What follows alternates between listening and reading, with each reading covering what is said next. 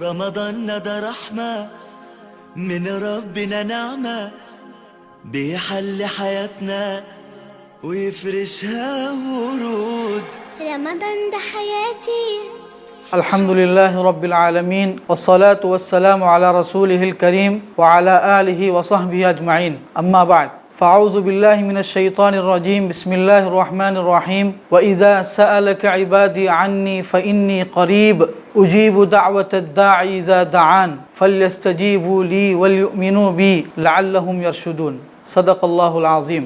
اللہ تعالیٰ نے ہمارے لیے بہت سارے ایسے مواقع فراہم کیے ہیں، اگر ان موقعوں کا ہم صحیح طور پر استعمال کریں تو ہم اللہ کے مقرب ترین بندے شمار کیے جا سکتے ہیں۔ ان میں سے ایک اہم ترین موقع، اہم ترین سیزن رمضان المبارک کا مہینہ ہے۔ رمضان المبارک میں اکثر مسلمان دوسرے مہینوں کے مقابلے نمازوں کی پابندی کرتے ہیں، تلاوت کی پابندی کرتے ہیں۔ اسی طرح سے رمضان المبارک میں ایک ایسا عمل، ایک ایسی عبادت ہے، اگر کوئی صحیح طور پر اس کو انجام دے تو اللہ کا سب سے قریب ترین بندہ ہو سکتا ہے۔ وہ عبادت ہے دعا۔ اکثر حضرات دعا کو عبادت نہیں سمجھتے، جس کی وجہ سے دعا کی طرف ان کی توجہ بہت کم ہوتی ہے۔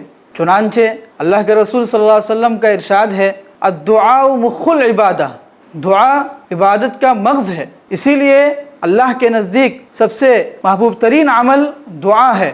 ایک حدیث میں اللہ کے نبی صلی اللہ علیہ وسلم نے ارشاد فرمایا، بخاری شریف کی روایت ہے کہ لیس شیء اکرم علی اللہ عز وجل من الدعاء، یعنی اللہ کے نزدیک دعا سے بڑھ کر کوئی عمل نہیں ہے۔ اسی لیے قرآن کریم میں اللہ تعالیٰ نے اپنے بندوں کو بہت ہی لاڑ و پیار سے مخاطب کرتے ہوئے فرمایا، وَإِذَا سَأَلَكَ عِبَادِي، اے اللہ کے نبی اگر میرے بندے آپ سے میرے تعلق سے پوچھیں تو آپ ان کو کہہ دیجئے فَإِنِّي قریب، میں بہت ہی قریب ہوں، اجیب دعوت الداع، میں پکارنے والے کی پکار کو قبول کرتا ہوں، دعا مانگنے والوں کی دعا کو قبول کرتا ہوں۔ اذا دعان، جب وہ مجھ سے مانگتا ہے، جب وہ مجھے پکارتا ہے، فَلْيَسْتَجِيبُوا لِي وَلْيُؤْمِنُوا بِي، تو دو کام کرنے ہوں گے اس کے لیے۔ تو ایک تو یہ کہ وہ میرے باتوں پر عمل کریں، میری طرف رجوع کریں اور مجھے پر ایمان رکھیں، لعلہم یرشدون، تو اس کا فائدہ یہ ہوگا کہ وہ راہ راست پر رہیں گے۔ تو دعا کی اتنی بڑی اہمیت ہے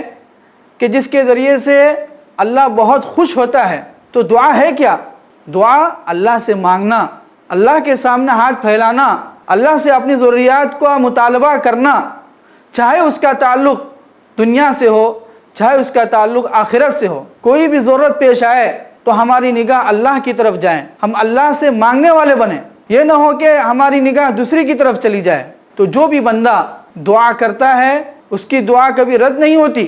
جہاں تک روزے دار کی دعا کا تعلق ہے تو ایک حدیث میں اللہ کے رسول صلی اللہ علیہ وسلم نے ارشاد فرمایا کہ 3 لوگ ایسے ہیں جن کی دعا رد نہیں ہوتی، جن کی دعا کو اللہ تعالیٰ قبول کیے بغیر نہیں رہتے۔ اس میں سے ایک ہیں انصاف پسند امام، دوسرے شخص ہیں روزے دار، وہ روزے دار جس نے روزہ نہیں توڑا ہو، اور تیسرا شخص مظلوم کی دعا، جس پر ظلم ہو رہا ہو، جب وہ دعا کرتا ہے اس کی دعا کبھی رد نہیں ہوتی۔ اسی طرح سے ایک حدیث میں اللہ کے رسول صلی اللہ علیہ وسلم نے فرمایا، جب مسلمان بندہ دعا مانگتا ہے اور اس میں کوئی گناہ نہیں ہوتا اور اس میں قطع رحمی کا تذکرہ نہیں ہوتا، تو پھر اللہ تعالیٰ 3 چیزوں میں سے ایک چیز اسے ضرور عطا کرتا ہے۔ یا تو اس دعا کو اللہ تعالیٰ فوراً قبول فرما دیتا ہے، جو کچھ اس نے مانگا ہے اس کو فوراً عطا کرتا ہے، اگر اس کے لیے مناسب ہو تو فوراً عطا کرتا ہے، یا اگر اس کے لیے دنیا میں مناسب نہیں ہے تو پھر اللہ تعالیٰ اس کو آخرت کے لیے ذخیرہ بنا کر رکھ دیتا ہے، یا اسی طرح سے اللہ تعالیٰ اس کی